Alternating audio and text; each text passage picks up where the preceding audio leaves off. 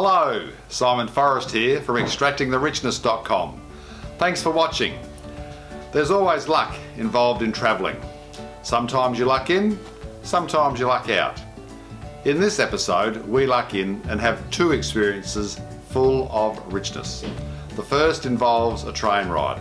I love a good train ride, and a few years ago we were on the Rocky Mountaineer. That was amazing. This time we are on the Western Wilderness Railway out of Strahan, and the scenery was breathtaking. The second piece of good fortune happens when we purchase our tickets for the cruise on the Franklin Gordon Wild River System. It's a world-class cruise. That's all I need to say about that. Look out for the bits of good fortune that befell us, and look out for an interesting relationship we happen upon in Strahan. Again, thanks for watching. And if you want to see more of our adventures, please press subscribe. And if you enjoy the video, please press like below. And if you have any comment, please insert it at below and I'll respond to the comment. We wake up in Queenstown and ring to book seats on the West Coast Wilderness Railway, Queenstown to Strahan and return. But not today, say the station staff. The train's not running from Queenstown to Strahan. But luckily, it is running this afternoon from Strahan to Double Barrel. How far is it from Queenstown to Strahan? About a 45-minute drive. Quick, pack the camper and head for Strahan.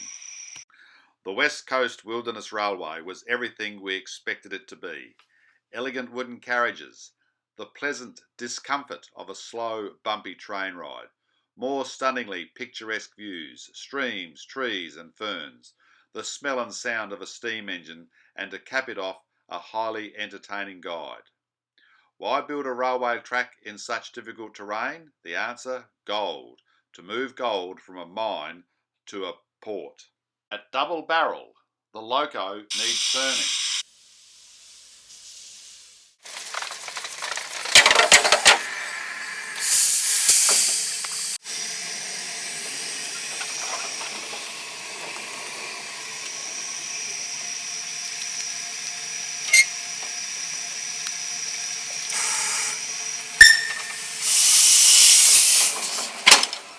And then it's back to Strahan, but not before there's time for one more walk in the beautiful forest.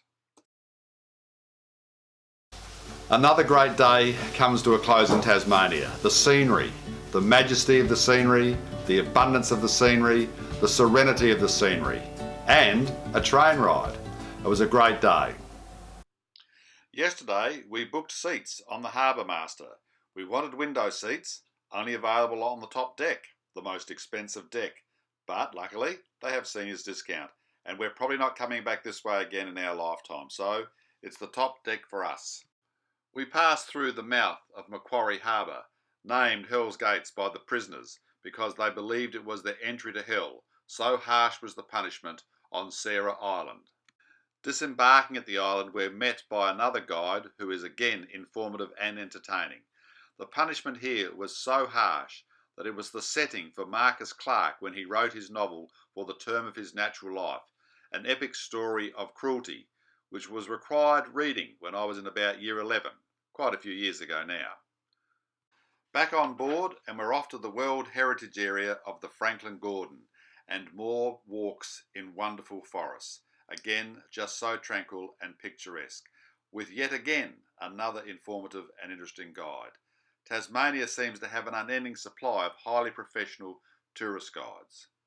Be amazed, the tree behind Maureen's shoulder is a 5,000-year-old fallen Huon pine.